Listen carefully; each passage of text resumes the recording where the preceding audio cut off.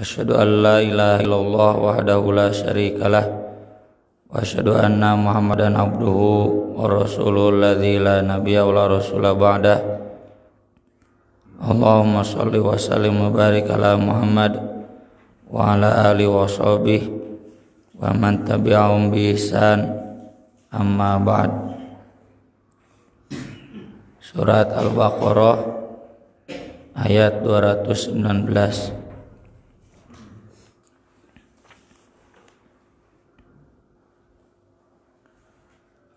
A'udzu billahi minasy syaithanir rajim.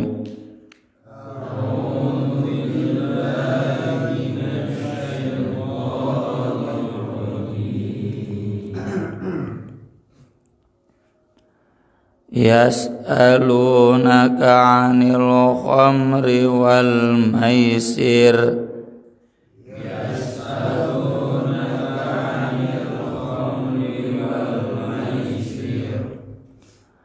Qul fihima ithmu kabirun wa manafi'u linnas.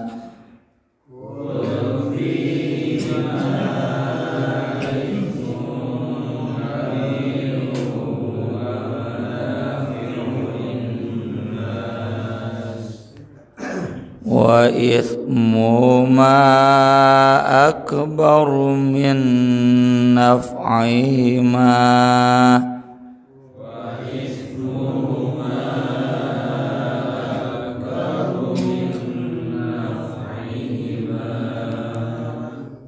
Wa yas'alunaka madza yunfiquna qulil 'afwa.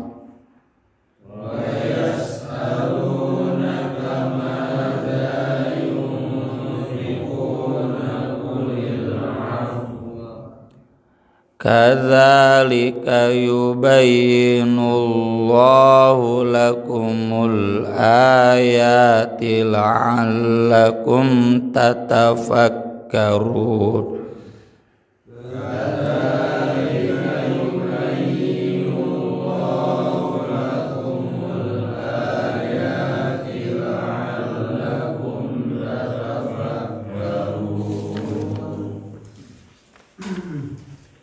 Selas ayat mangga wian di J2 telu.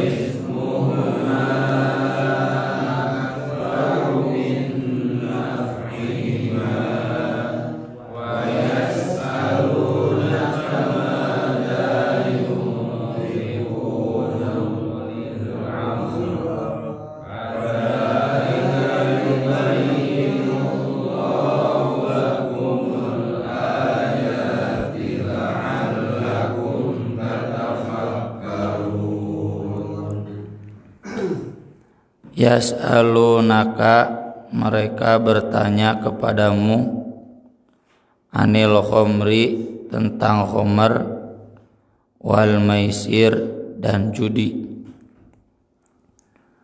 Qul, jawablah, fihima, pada keduanya, ithmun kabir, ada dosa yang besar, wa manafi'u linnas, dan juga manfaat-manfaat bagi manusia.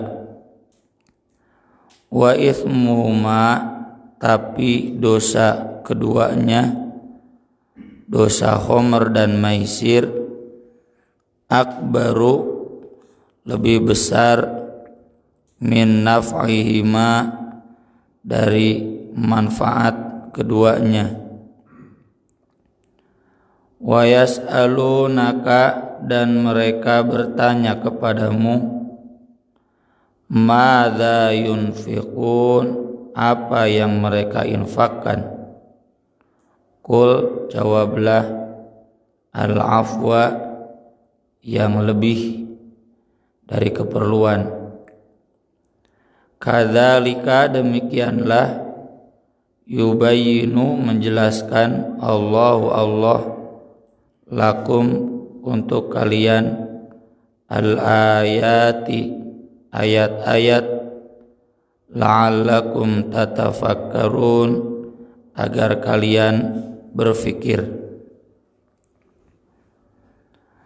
Kaitannya dengan ayat yang kemarin dalam aspek pertanyaan-pertanyaan untuk Nabi SAW. Jadi ketika kemarin awal bertanya tentang infak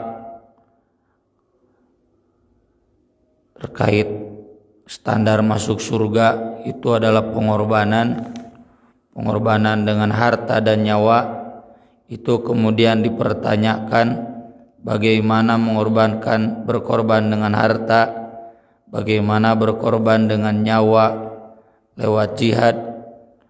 Maka di sini kemudian muncul pertanyaan lain, bagaimana tentang khomer dan maisir, tentang arak dan judi. Dan ini terkait dengan potongan bagian duanya, wa yas'alunaka madza yunfikun. Jadi masih dalam konteks berkorban dengan harta, mengeluarkan harta, berkorban dengan harta, berkorban dengan nyawa. Mengapa diselipkan tentang khomer dan maisir? Karena orang-orang terhalang dari berkorban dengan harta dan nyawa itu karena kesenangan duniawi, karena permainan, karena hobi yang saat itu dominan adalah mabuk dan judi. Sepanjang sepengetahuan saya, tidak ada satu agama, kebudayaan, dan peradaban manapun yang tegas mengharamkan khomer dan judi kecuali agama kita. Maka dari itu kita berteriak agar diharamkan khomer, diharamkan judi, itu bagi masyarakat dunia, termasuk juga masyarakat Indonesia yang sudah terduniakan, ya, pola pikirnya sudah duniawi, menganggap kita orang-orang primitif. Kenapa khomer diharamkan? Kenapa judi diharamkan? Kan itu bagian dari kesenangan manusiawi. Jadi minum khomer dan judi itu dianggap nate sarua jeung minum sirup, minum kopi gitu. Masa minum kopi diharamkan cing, lamun aya nu ngaharamkeun minum kopi kulantaran mahal, misalkan sagelas 50.000. Aneh kan? Ya, dianggap beleguk gitu. Nah, agama kita dianggap aneh, dianggap primitif karena satu-satunya agama, kebudayaan, peradaban yang mengharamkan khomer dan maisir.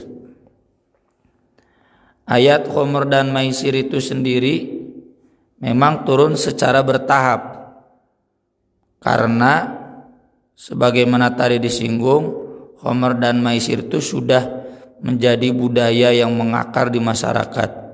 Sok we enak urang lalajo YouTube film Cina, pendekar Cina mararabok, ya.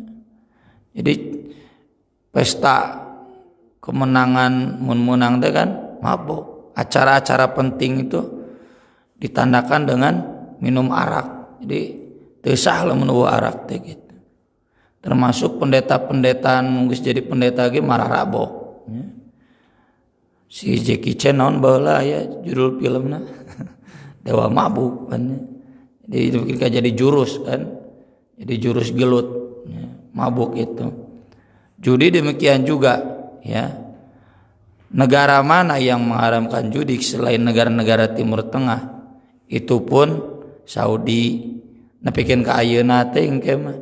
Karena Saudi mau membuka destinasi wisata ya di pantai Laut Merah atau juga di dekat yang sekarang Madain Solih itu akan dibuka tempat-tempat pesta ya atas prakarsa pangeran yang mulia ya. Duka kurang mulia ai Dubai mah geus teu diomongkeun deui. Tanah Arab, negara Islam, orang Arab mararake baju salapi, mohon maaf ya, baju Habib gitu. Tapi mararabok we biasa, mararabok, mararain jararudi. Negara Malaysia saja menciptakan satu pulau khusus untuk pulau judi dan mabok. Malaysia negara Islam, ya. Tapi mereka nggak bisa mengelak dari budaya duniawi. Indonesia unggul, ya. Dulu Ali Sadikin kan yang berani melegalkan judi di Jakarta, diprotes ke MUI, ngomongnya kan ngeunah.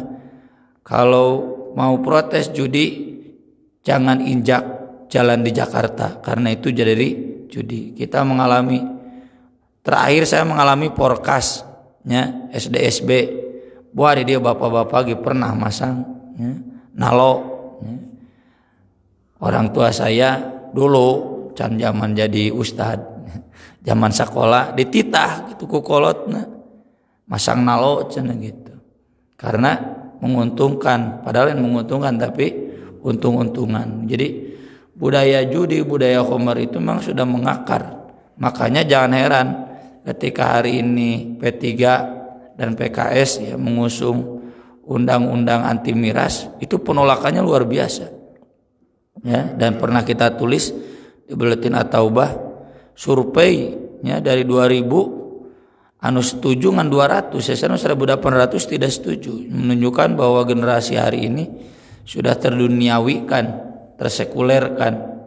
Jadi aneh cenah untuk tidak disebut primitif, goblok gitu. Hari gini ngaharamkeun khamar, hari gini ngaharamkeun judi. Ini ayat yang pertama turun terkait khamar dan judi. Dan ini didasarkan, dilatar belakangi oleh doa Umar bin Khattab. Umar bin Khattab itu diantara doanya, Allahumma bayyin lana fil khamri bayanan syafian. Ya Allah, jelaskanlah kepada kami tentang khamar dan judi dengan yang sejelas-jelasnya. Turun ayat ini. Kemudian dibacakan kepada Umar. Beliau masih mengatakan, Allahumma bayyin lana fil khamri bayanan syafian. Kemudian turun surat An-Nisa ayat 43. Ya ayyuhalladzina amanu la taqrabus shalah wa antum sukara.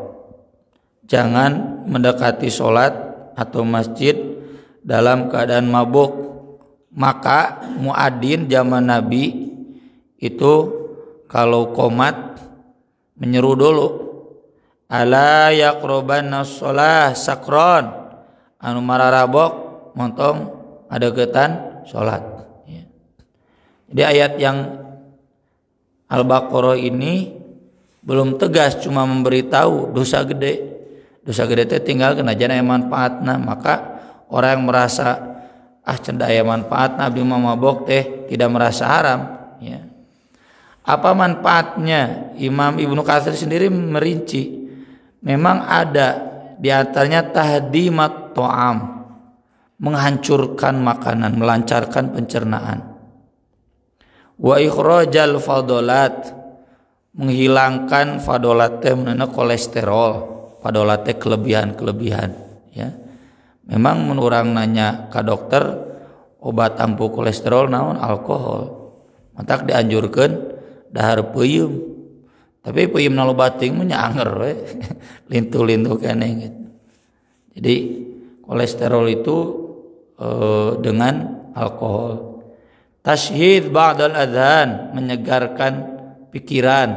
Nya nu salah letres, lupatna kanu mabok cenah seger deui.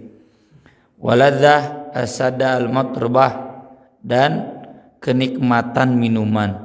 Ya kan ayeuna minuman yang paling mahal itu yang paling khamar yang paling mahal. Minuman paling mahal pasti khamar. Anggur merah, ya, aya laguna tuh. Anggur merah. Nah itu kan dilakukan juga menunjukkan bahwa dianggap biasa we gitu mabok teh. Kemudian ada sahabat yang mabok, udah mabok kemudian sholat baca al-kafirun, teu beres-beres dulu ya wala antum abiduna ma'bud wala anu bolak-balik. Maka turun yang tadi. Ketika dibacakan kepada Umar, tetap dia mengatakan Allahumma bayyin lana fil khamri bayanan syafian. Tetap ya Umar teh ngadoa sampai kemudian turun surat Al-Maidah ayat 90-91 jelas innamal khamru wal maisir wal ansab wal azlam jenis maisirnya mengundi nasib rijsun min amali syaitan fajtanibuh la'allakum tuflihun jelas tinggalkan setan cenah. Nah di sana barulah Umar bin Khattab kemudian bersyukur ya. Dan Umar bin Khattab ini yang dipuji oleh Nabi SAW, seandainya ada Nabi sesudahku pasti itu Umar bin Khattab ya. Kenapa? Diinventarisir oleh Ibnu Hajar ada 15 ayat yang turun terkait usulan Umar bin Khattab, saking pinterna gitu. Ari Abu Bakar mah terkenal dengan kelembutannya, cerdas, tapi cerdas dalam memahami, teu wani usul juga Umar. Ari Umar mah cerdas sampai berani mengusulkan 15 Umar maisirnya tentang tawanan perang Badar sampai turun ayatnya maka nali nabiyyin ayyakuna law asra hatta yudkhina fil ard. Itu usulan Umar. Tong aya tawanan paehan kabeh mun ditawanan ditebus ke cenah tahun hareup nyerang deui nya we. Nyerang deui perang Uhud kan. Udah perang Badar mereka nyerang lagi perang Uhud. Turun ayat Qur'annya. Ari Abu Bakar orangnya lembut. Menurut saya mereka kan cenah keluarga kita. Udahlah asal bayar tebusan, asal ngajar nulis, bebaskan. Abu Bakar orangnya lembut. Cukup ulah cenah. Kayak dibebaskan nanti nyerang deui nya we. Turun ayatnya. Wattakhidhu min maqam Ibrahim musalla. Atuh cenah maqam Ibrahim teh jadikan musalla, turun ayatnya. Terus terkait hijab. Istri Nabi teh kan cenah yang datang ke Nabi teh tidak selalu orang baik, ada juga orang munafik. Harusnya istri Nabi itu berhijab.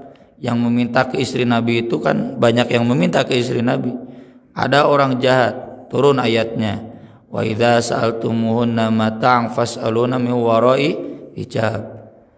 Terus yang lainnya dicarekan pan putrinya, sia wawanianan protes ke Nabi diganti nanti kamu. Persis ayatnya. Asa rabbuhu in talaqakunna ayyubdilahu azwajan khairum minkunna muslimatin mu'minatin qanitat. Itu persis kata-kata Umar turun gitu. Banyaklah ada 15 ayat. Di Umar itu kata Nabi muhdath itu ibarat orang yang diberi wahyu, diberi berita-berita baru ya. Tapi lain dukun ya. Dan Umar itu mendapatkan pengukuhan dari Allah. Kalau tidak mendapatkan pengukuhan dari Allah, sok tahu itu dukun. Soalnya ayeuna keur dijieun aliansina perdukunan Nusantara. Nah, kemudian Nabi SAW menjelaskan, Umar bin Khattab menjelaskan, nazala tahrimul khamri wa hiya min khamsah.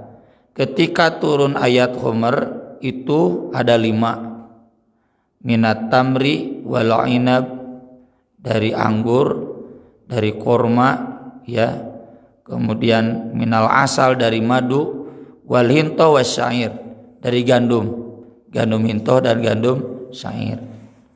Lamun bir diurang kebanyakan dari gandum, apal ti mana baheula we ikan lan bir angker ya, pan petani gandum. Saya nggak tahu naon cita teh. Teh cek si bapak teh AO ari eta naon? Teh gandum cenah gitu. AO-na dijieun tina gandum. Tapi wal khamru kullu ma khamarul aqla. Jadi khamr itu kalau memabukkan akal, ya menutup akal. Madunya nggak haram, meski di madu itu ada unsur alkohol nama. Jadi bedakan alkohol dengan khamr. Di madu ada alkohol, di kurma ada alkohol, di anggur ada alkohol. Ari anggurna haram tuh anggur merah. Ente haram itu kalau sudah dijadikan minuman yang memabukkan. Kullu muskirin khamrun wa kullu khamrin haram. Tah siga pertanyaan Ustaz cenah ai peuyeum kumaha? Peuyeum kan alkoholnya tinggi. Kadang moal aya teu nu dahar peuyeum tuluy mabok najan satolombong paling kamarkaan weureu. Jadi tidak semua alkohol itu kemudian jadi khamr. Alkohol itu bahan dasar khamr. Jadi khamr itu kalau memabukkan. Tapi kalau itu memang dari khamr, tuluy diambil jadi obat, diambil jadi parfum, haram karena ma askaro kathiruhu faqaliluhu haram, sabda Nabi. Yang memabukkan banyaknya, kalau diambil sedikit, meski tidak memabukkan sedikit ini tetap haram. Jadi harus dibedakan. Ari bir mah tunajan 5% alkoholnya sudah jelas. Yang namanya bir itu diambilnya dari khamr. Jadi haram najan 5% dan tidak memabukkan cenah ieu mah. Udah asal natino khamr. Tapi kalau alkohol yang belum jadi khamr itu tidak otomatis haram. Ari obat OBH kombi kumaha tina alkohol? Alkoholnya itu diragukan ya. Apakah senyawa dengan yang dibikin khamr atau tidak? Makanya MUI tidak mengeluarkan label halal buat OBH kombi, OBH naon deui lah ya. Nah, OBH anu obat-obat teh naon tuh enggak ada label halal. Karena obat-obat itu alkoholnya diragukan ya, alkohol khamr atau bukan. Kemudian terkait maisir itu dulu zaman Nabi undian teh kanu sapi dibikin 7 nomor, nanti yang dapat nomor 1 dia dapat 7 bagian, yang dapat nomor 2 dapat 6 bagian terus. Tanu nomor 7 nu mayar, nu nomor genap dapat 1 bagian ya. Tanu nomor 7 anu mayar sapina. Jadi pasang taruhan, ambil nomor, kemudian sapi itu dia dapat, kalau dapat nomor 1 7 bagian, jadi sapinya dibagi 28. Nah yang begitu-begitu termasuk maisir. Arti maisir itu memudahkan. Fikihnya setiap ada taruhan, yang taruhan itu mempertaruhkan uang masing-masing, lalu tapi dapat keuntungan yang beda-beda, maka itu termasuk judi. Ada undian, itu kimar disebutnya, dan undian itu berasal dari taruhan, maka itu termasuk judi. Termasuk di sini hari ini judi palalinter dalam jual beli online ya. Siapa yang mau beli mobil cukup dengan 10.000. Cing arti itu 10.000 bisa menang mobil ya. Pan pasang tah 10.000 tinu 1 juta sabaraha 10 miliar. Itu kan online itu sapoe teh sampai 8 juta baralan jadi online teh matak balaleung harga. Jadi hakikatnya ketika kita ikut taruhan, lalu nanti kan dikocok. Nu menang nama hiji. Dek mobil, dek laptop, dek motor, HP kan. Harga HP 5 juta cukup dengan 10.000. Masuk pan uang, dikocok, itu judi juga. Karena ternyata uang 10.000 itu bisa dibalikin deh kan ke orang.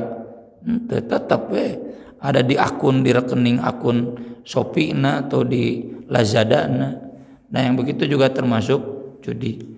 Terlihatnya menggiurkan, memudahkan, ya. Tapi itu jelas termasuk judi, haram. Kenapa haram? Karena lekat dengan setan, lekat dengan, dijelaskan di dalam surat Al-Maidah, yasuddakum an dzikrillah wa anis sholah, menjauhkan kalian dari zikir kepada Allah, dari sholat. Yuqi'a bainakumul adawata wal baghdha, hanya menyisakan di antara kalian permusuhan dan kebencian. Itu moal aya akur dina judi pasti memusuhan dan sebagainya.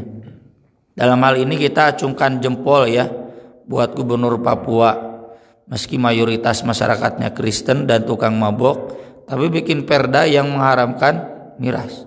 Alasannya kaharti, karena tingginya angka pembunuhan di Papua itu karena miras. Tingginya angka kekerasan di Papua gara-gara miras. Maka beliau mengharamkan. Jangan orang Kristen gitu rada balik gimana mikirnya. Kemudian ini ayat menegaskan bahwa sesuatu yang haram jangan dilihat manfaatnya, tapi dilihat madorotnya yang selalu lebih besar. Maka dari itu nanti ada kaidah darul mafasid muqaddamun ala jalbil masalih. Kalau satu masalah ada mafsadatnya, ada maslahatnya, jangan dilihat maslahatnya, tapi lihat mafsadatnya, tinggalkan. Jangan berpikir sugan we maslahat, jangan. Tapi pikirnya hati-hati, ini ada mafsadatnya, tinggalkan. Ini berdasarkan ayat ini. Maka semua hal ya, kalau kita tahu ini ada mafsadatnya, ada maslahatnya, tinggalkan demi meninggalkan mafsadatnya. Contohnya, saya tidak akan banyak contoh ya, takut banyak menyinggung. Jadi pertimbangkanlah dengan sematang mungkin. Wa yas'alunaka madza yunfiqun qulil 'af. Nah, ini kaitannya. Kan dari awal, dari ayat 215 kita sedang membahas tentang bagaimana berkorban harta. Berkorban harta itu kemarin ditujukan kepada orang tua, kerabat dan seterusnya, yatim, miskin, ibnu sabil. Sekarang pertanyaannya, apa yang harus dikeluarkan? Maka jawabannya al-afwa, yang lebih dari keperluan. Dan lebih dari keperluan ini standarnya standar kita, jangan standar orang lain. Standar orang lain mah tuh mual anu leuwih-leuwih ya. Saya sering cerita ya, atau pernah cerita naik angkot di Leuwi Panjang pulang dari Tasik ya, atau Garut saya lupa lagi. Turun kan, naik angkot di Leuwi Panjang, naik elep yang turun di Leuwi Panjang. Ngebut nama penumpangnya cuma saya saja. Nah apa cete mending ngebut kieu biasa ngetem, itu penumpang yang balik. Kenapa? Alhamdulillah geus menang 200.000. Jang setoran geus aya, jang bensin geus aya, dek sare cenah gitu. Menang 200.000, tadi cenah menang borongan.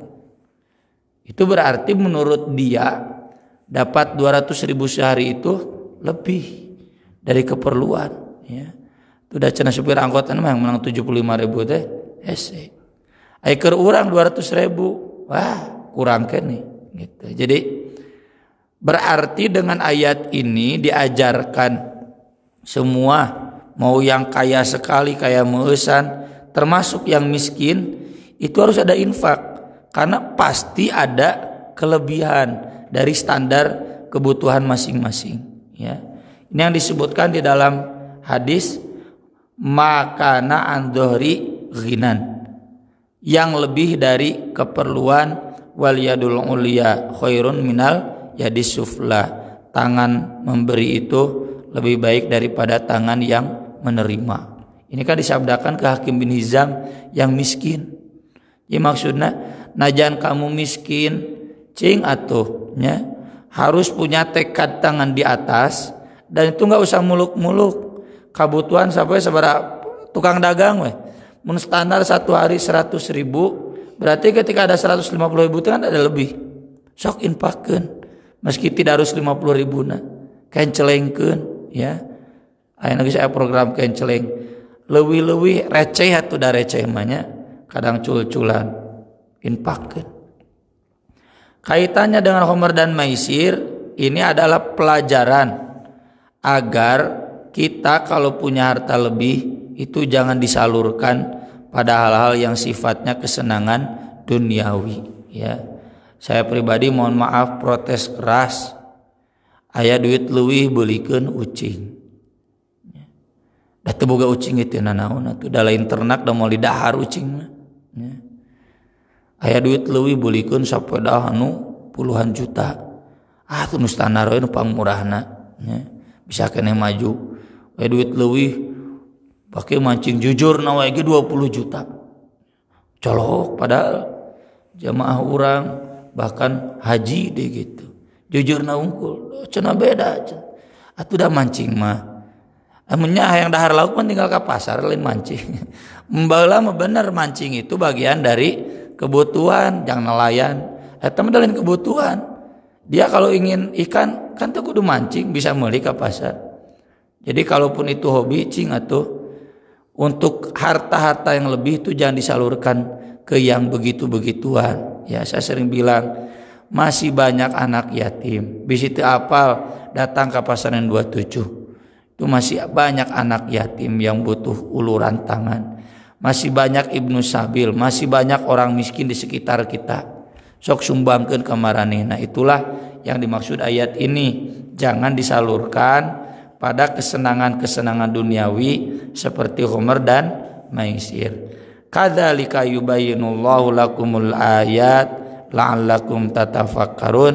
Ini Allah jelaskan agar kalian berpikir. Sok atuh mikir bagaimana seharusnya kita memanage keuangan, bagaimana bisa agar kita semua bisa berkorban harta dan nyawa. Aku qouli hadza wa astaghfirullah li wa lakum. Subhanakallahumma bihamdik asyhadu an la ilaha illa anta astaghfiruka wa atubu ilaik. Wassalatu wassalamu ala Rasulillah. Wassalamu alaikum warahmatullahi wabarakatuh.